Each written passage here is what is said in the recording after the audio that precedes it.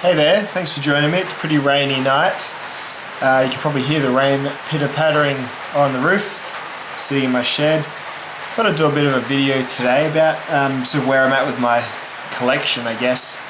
Am I a collector? It's sort of something I've been struggling with, or not struggling with, but wondering about for the last little while. Am I collecting knives, or am I just cycling through knives? Am I a knife reviewer or a knife collector, or what am I exactly? A bit of an existential crisis. So what I've done recently is I've taken to eBay and I've sold quite a bit of stuff. What I found I had was lots and lots of knives and tools, really, up to about, your $80, $100 maybe. Lots and lots of them. And what I've ended up thinking was I'm not really using a great deal of these, especially my fixed blade knives. Really, I was becoming a bit of a pointless collector, and if anything isn't really worth collecting as just being a safe queen, it's a fixed blade knife. They're tools for being used. And I was sort of finding myself cycling through them and trying to use them as much as I could, but really I thought, well, there's a couple of clear favourites. I'm going to hold on to them and get rid of most others. And then that same philosophy extended to my pocket knives as well. So I'm sort of beginning to get rid of a fair few things, and of course use the new money to buy new knives. So what I'll first talk about, I guess, are the things that I'll never sell. These are things that have earned their place, things that I would engrave to render them unsaleable, which I haven't done yet, but I dare say I will be doing. So I'll go through my pocket knives first. These are the things that I'm stuck with. I'm not getting rid of these at all. And the first one is the blue Cadet here, the Cadet Colors range. This is very much an elegant sort of gentleman's folding knife. It's a classic Cadet tool set. I just love that blue scale. It's sort of somewhat rare. Victorinox do these sprint runs or yearly runs of these knives, and this one just makes a perfect little sort of cocktail party knife, or knife to have in your pocket for a wedding. If you're not after something particularly, heavy duty, it's it's a slip joint knife. It's light use, of course, but it's got your basic functions on it, and I think it just looks extraordinary. Keeping with the blue theme, Spyderco Delica. Kind of due for a long-term use review on this. Had it for about better part of 10 months now, I would say. It's just been a great worker all up. Its only issue is probably, like most Spydercos, it's wired this way, so it takes up about half your pants pocket. But apart from that, it's one of the more comfortable knives I've ever held. The steel is the VG10s. I think perhaps just new steels are besting it a little bit. It doesn't hold an edge as long as your 154 cms and higher. Much more rust resistant though. It's better than your 440Cs and your Oz 8s and all that sort of thing for hardness and edge holding, all that sort of thing as well. I do find myself sharpening this a fair bit though, the VG10. So for a $100 knife though, it's good steel. Pocket clip I sort of stripped back because it came in black. Took the black off the clip. For a lockback knife, it's really nice. It's got sort of that sort of solidness and somewhat stiffness that the lockbacks get. You can't sort of just flick this one open. It's just a very deliberate action. A good knife. Rock solid. Definitely your first knife for anyone who's looking to get interested in pocket knives. It's right in the middle of the sizes. 3-inch blade. Very desirable. Not too big, not too small. Spyderco Delica is a great starter, and it's kind of built up that nostalgia for me, where I sort of have a personal attachment to the knife. Moving on from there, Leatherman Skeletool, something I'm definitely sticking with. The Skeletool CX here is the sort of carbon fibre inlaid version of it, the plain inch 154 cm blade, so you get some nice materials, feels really good in the hand. Multi-tools again, I've sold all but this, the rebar, the Swiss tool, and the Super Tool 300, which is in for warranty repair at the moment. One of the locks is broken on me.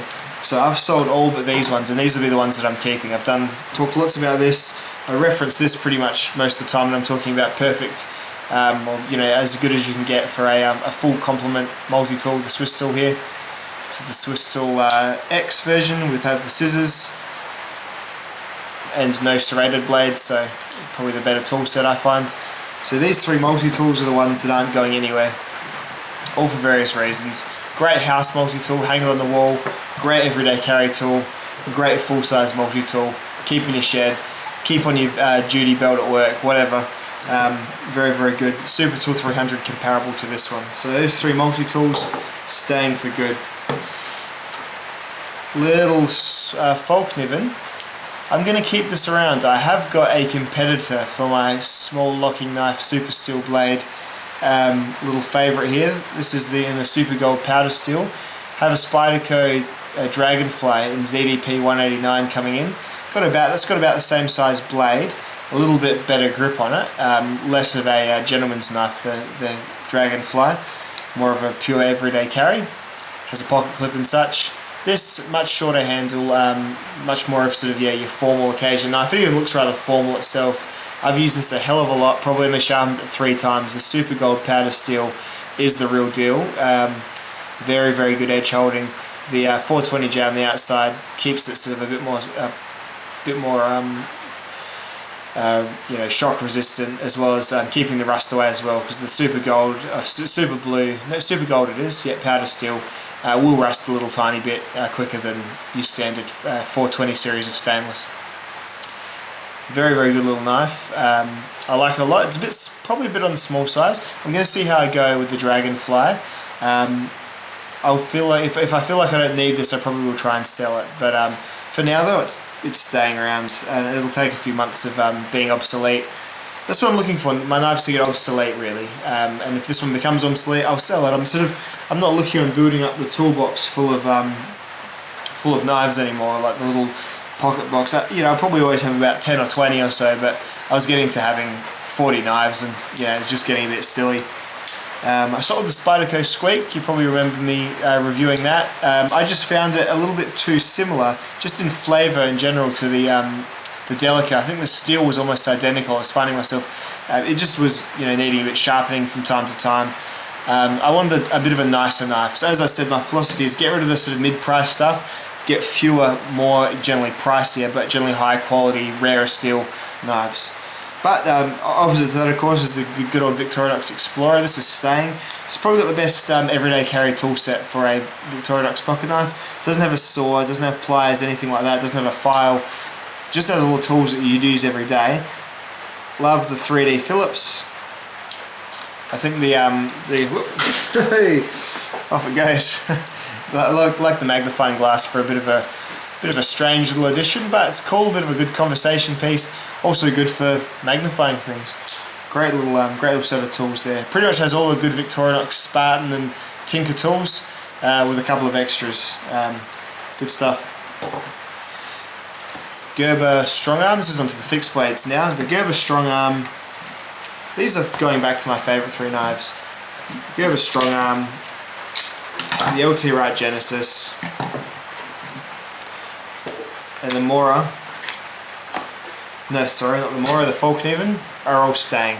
My Moras are staying too, mainly because they're not really particularly resellable, because they've been used like crazy and aren't really worth a great deal, so there's not much point. These 3 are staying. I sold the LMF2. I had it in my work bag for a while. I just never used it. It was it's like keeping a $100 bill in your wallet, never using it.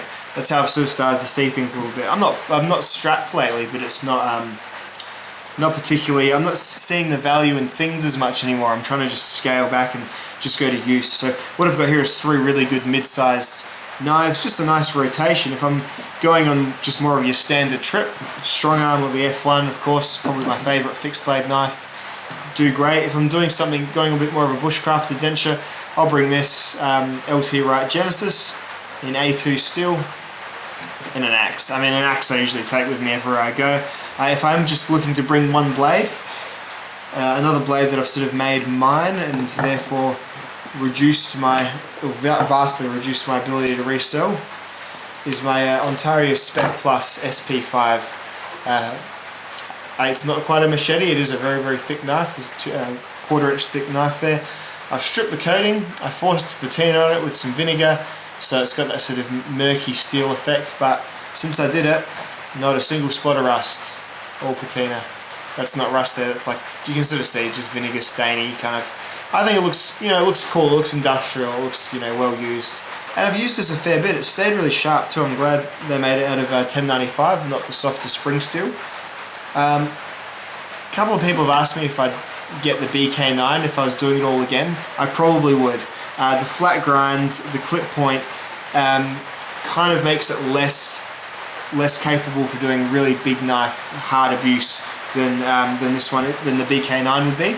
If you're only going to get one, I'd probably still get the BK9. You'll pay about half the price for this though, so if that is a factor, you can still get an amazing knife with what I like most, the enclosed handle, for about probably, you know, $100 or something in Australia, whereas your BK9s, they're up to 190 bucks now.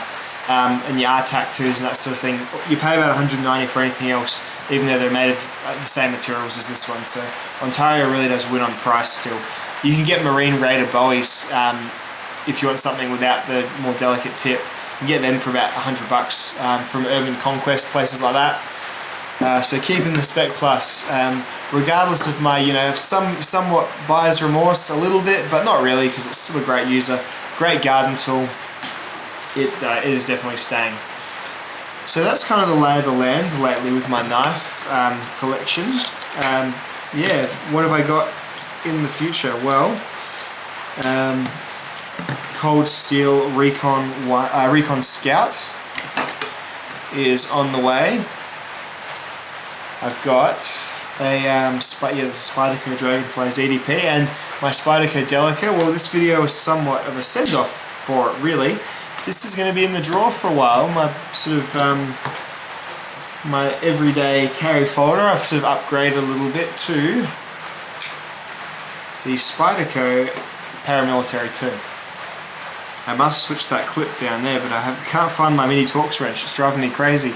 It should be like there, and I've gone and done something stupid with it, and it's gone. So it's not bothering too much though. Yeah, amazing first impression with this knife. It just came razor sharp. It's nice to not have a lock back. I'm fairly certain this is a pretty strong lock, the compression lock back there. It's kind of like a reverse liner lock crossed with a triad lock. So you've got the this spring steel here flicks across and pins the blade tang between the steel piece there and this circular spacer. So it's a little bit like a triad, but also like a liner lock. So I'm very happy with the lock, and of course it lets you really flick it open. Lockbacks get, you know, there's a squared off tang. Lockbacks have to, you really just can't flick them. You have to push past the squared off tang. And so they're much safer, of course, and much less likely to you know, not have mistakes and have foolish playing with on the couch errors. But then again, they're less fun to play with. This is super fun to play with. I just love that tip as well. That tip is just, this is a hard use knife. It's nice and thick. It's very thick. This is a hard use knife. That tip is just like a needle though. I've already poked myself. First thing I did with it was, let's see there, just that little red spot there. Poke myself in the hand with it straight away. Oh, there we go. Just there, just like super dumb, but you know, sharp knives tend to bite sometimes. So, seeing how I feel about that, I'll tell you what though, I wouldn't want to go any bigger than this Paramilitary 2.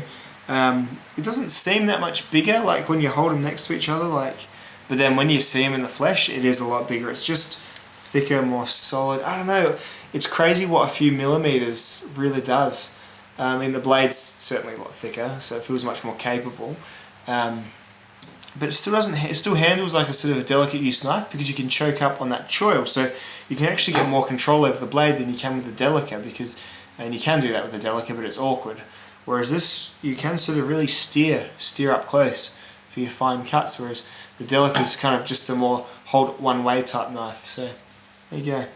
Very, very happy. Great first impression. Of course, I'll probably do a review of this, and I will eventually do a proper long-term review use of the Delica here, but I mean, of course, I've probably said it all already. A brilliant first knife. If you're looking at getting a knife that's not like a Victorinox, if you're graduating from things like this, or if you want to spend a bit more than, you know, your standard Chinese-made, you know, folding knives like from, I guess even your Tenaciouses and things like that. If you want to go above the Rat 2, you know, the Rat 1 type knives, start with the Delica. You pay about $100 for it, $110. but maybe a bit more. You can get it in the better steels and things like that as well. There's a ZDP sprint run going around with the old-fashioned saber grind, that sort of stuff. Really great just to starter, because it will do you. If you just want to stop here, this will do you as well. But my intention is to have 3 folding knives for my home personal use: large paramilitary, the medium-sized Delica, and the Dragonfly that's on its way too. That'll sit there. And then for work, I'm going to just order something like a Rat 1 or something like that, just to SE a Vispa maybe, just so I don't have to bring these to work with me, so I can just have a dedicated work knife that, yeah, I probably won't use as much. We'll have to sharpen less, so I don't mind it being something in Oz 8, which is what the, I think the Vispa or the Rat 2 is. It's other great news. Australian Customs allegedly loosening up their importation, so I think we're going to start seeing thumb stud, liner lock, sort of flickable knives. Funnily enough, Spyderco seem to have always been okay with customs. I think they think of the opening hole as like a two-handed mechanism or something. I'm not sure. Just for those who don't know, Australian Customs hate flickable open knives or one-hand deployable knives. So, I mean, I know I've just one-hand deployed the Spyderco, but it tends to be thumb studs, and kind of just the innuendo behind the knife seems to be what stops it from getting in. So aggressive looking Tanto point knives seem to get stopped, whereas more sort of genial looking knives like these Spydercos, as much as this is quite a beastly knife, they don't seem to have as many problems, whereas cold steel, all sorts of problems. I did see on X-Tac's Instagram feed, apparently cold steel folders are even starting to come in now, thumb stud, you know, aggressive handled, clip point Tanto blades. So sounds like something's changed with Australian Customs, so they're starting to get, yeah, perhaps more tactical type folders or more hard use folders in, just more practical, you know, life ready folders, which is just great. Because I mean, really, the state knife laws are the ones that are going to stop us from using them. So why would customs care what comes into the country, really? And unless people are bringing in knives that are completely savage, like, you know, gas, you know, ones with gas cylinders that, you know, explode inside people or whatever. Really, as long as it's for overt utility, like, you know, flat back, not enormous bloody, even karambit blades and stuff, yeah, I could sort of see, not that I'd condone it, but I could sort of see why they would have an issue. But yeah, it's nice that a bit of common sense is coming back into it, which is what it says. I can't find anything official about it, but all I could hear is the general word is that good things are happening in Australian Knife Customs. So there you go, that's a little good news story too. What else? Yeah, I was watched a video from Everyday Knife Guy the other day. Did a ramble video, as you probably tell. I've decided to do the same, just where I've talked a bit about knives, had a few knives on the table for you to look at.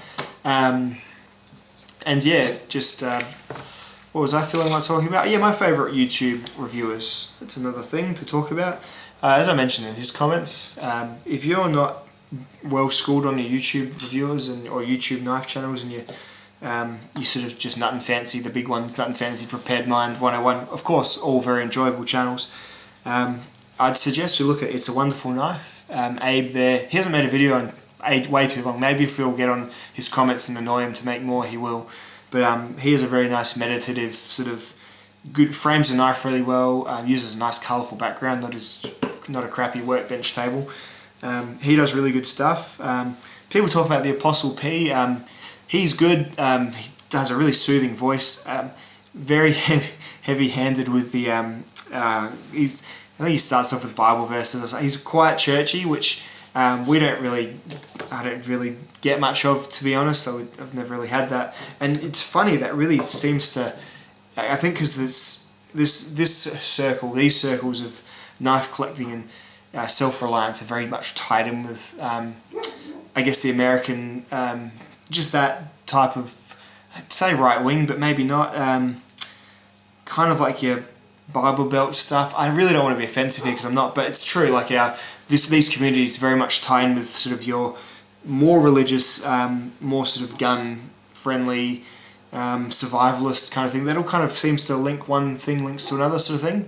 Whereas I'm quite lefty Australian, just sort of utility knife collector.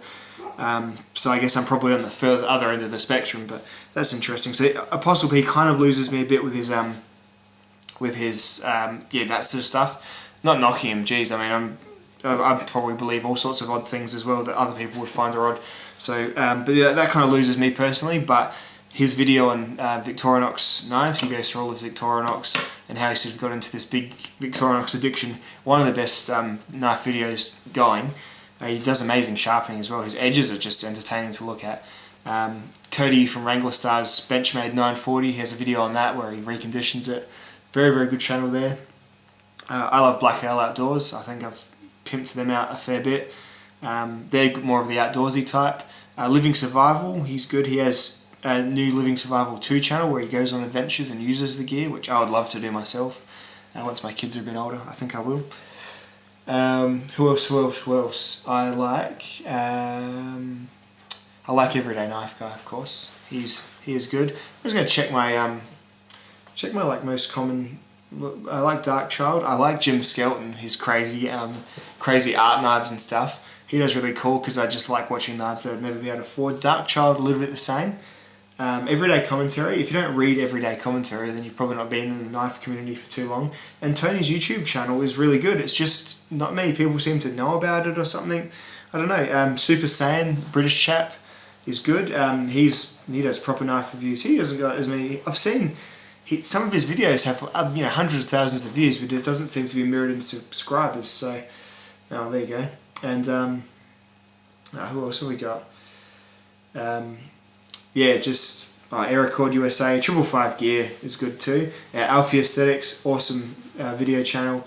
Aussie Mark 909, I'll recommend to all my Australian comrades. He's really good, just hasn't done much lately, but his back catalogue is very compelling viewing. Colin Outdoors, the same, seems to have chilled off a bit. Everyday Tactical Vids, I don't mind him. Who else? Gideon's Tactical, probably one of the more professional outfits going. He just has an amazing cycle of knives just coming through. He just must, fire through them. In a bark, of course, Andy Tran is excellent. Knife Techs, he's a cool guy. Knife Techs and Nicest Knives have sort of the more check-in kind of style videos. Superfly Fat Guy is another one. Knife Techs, Superfly Fat Guy. Of course, who was the other one I said? Knife Tech, Superfly Fat Guy, and Nicest Knives. Lovely English chap. Leans more towards the traditional type knives. Just nice to watch. These people are just nice. Just happy to talk to them, listen to them, and hear them going on. And just switch up a bit, move our blades around a little bit, get you looking at something else. Let's look over the Swiss tool while I keep talking. You've got MCQ Bushcraft, one of the more high production, sort of similar to Black Ale Outdoors. What else? Stephen Schmollhaus, he's the best. He has the coolest voice. And I like Virtual Vice as well. He's the Japanese chap. And he just has the same sort of thing. He reminds me very much of the Apostle P, but like Japanese, which is like a cool little spin on it. And Stick to Drum, Mario was cool when he was doing knives. He's gone off it a bit now. Survival and Purpose, again, sort of getting more professional. He does say he has a really high turnaround of knives and stuff. Just does a lot of videos. One of the bigger contributors. Does the gauntlet, that gauntlet business that Chris at Prepared Mind 101 kicked off. Who else? Late Boy Scout, again, really professional. Urban Prepper, he's not all knives really, but he's just fun. Ultimate Survival Tips, I love that David. I used to think he was a bit cheesy, and I used to think he loved Schrader a bit too much, but he just seems like a really nice dude, and he just seems lovely, and you really can't knock him. He's got professional production values. He does all sorts of angles. He's all like this and pointing things out, and he does that record the voices afterwards type technique. Lovely seeming bloke. Virtual Vice. Wheel Juggle Knives. Israel has a mental channel with just pretty much probably the biggest range of YouTube knife reviews I've come across. Just everything from the cheap to the expensive. Easily 1,000 videos from him. Wingman 115 is a class act in the knife community. I once sent him a video or a message just asking him, dude, my channel has not got enough subscribers. I want to reach more people. I want to, just seeking a bit of help. And he took it upon himself to write he didn't just give me a couple of little tips. He probably watched my channel and got back to me about, these are some things you might try. And yeah, try them. I mean, and this video goes and completely flies in the face of all his advice, because he said, I'll just make some shorter videos, just sharpen up a bit. And so I've tried recently just being a bit shorter with my reviews and just doing the voiceover and sort of combine it all a little bit, half the length. And yeah, as such, my views have gone up, my subscribers have gone up. So I mean, I'm going to still keep working at it, and I'm going to do odd videos like this every now and then, but there you go. Just a nice guy. Like, he just didn't have to. He could have just given me a couple of tips, but no, he obviously actually paid attention, and it was yeah, it's just good. And it's good for us to be like that with each other. So there's that too. Yeah, what's your favourite of my knives? Which one would you never sell? There's a couple of other ones actually. Okay, let's get them.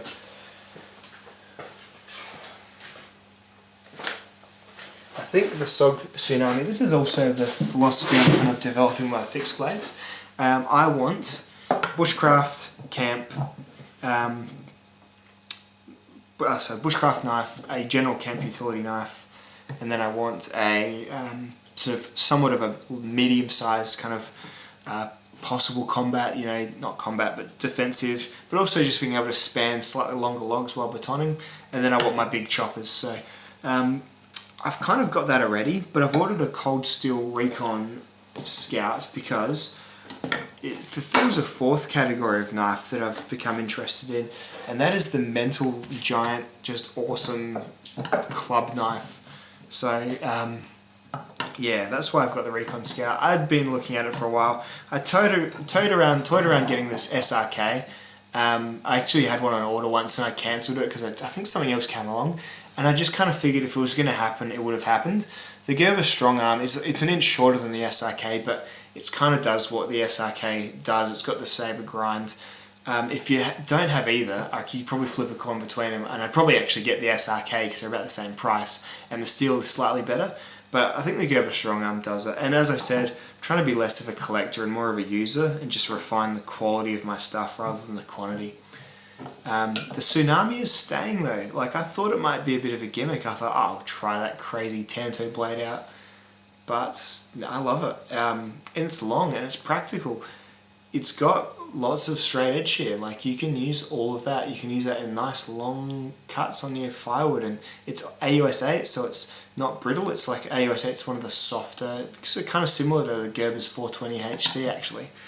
It's good. It's hollow ground, so you know, you probably wouldn't want to be talking and digging out, but then that's what you got these knives for, and that's what I'll have my my Recon Scout for when that arrives. It's like, you know, I assume it comes in like, I assume they just drop it out of a Hercules helicopter out of my house, like into my backyard, and like, you know, have a guy with like a balaclava, like, you know, throw it through my window and then like rappel out of my house again. I'm assuming that's how the not the SAK, the Recon Scout's going to get delivered.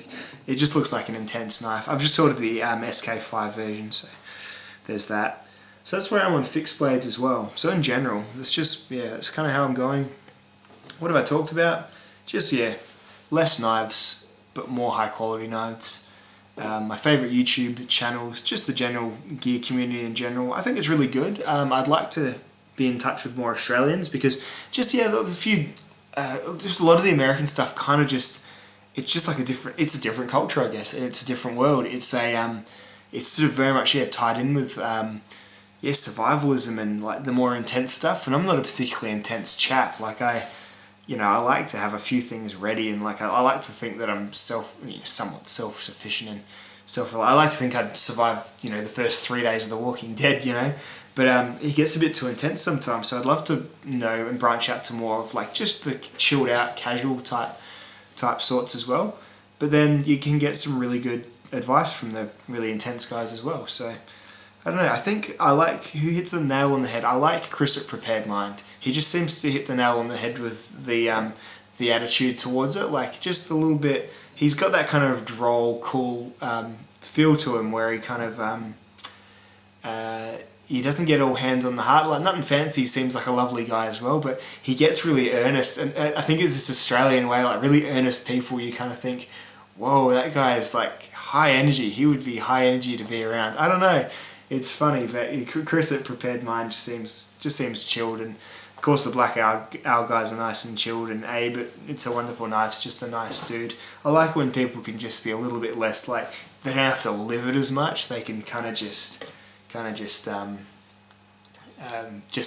enjoy the hobby and enjoy sort of the what if scenarios a little bit, but without being all like, yeah, this is how to like get out of flexi cuffs because and you should carry a handcuff key and under your watch, under your watch band, that sort of stuff. But yeah, I don't know. It's hard to articulate, but that's kind of where I feel I fit into these kind of circles. Kind of on your outer fringe of just the kind of guys who kind of laugh at it all, but kind of also then consume it all as well. So there you are.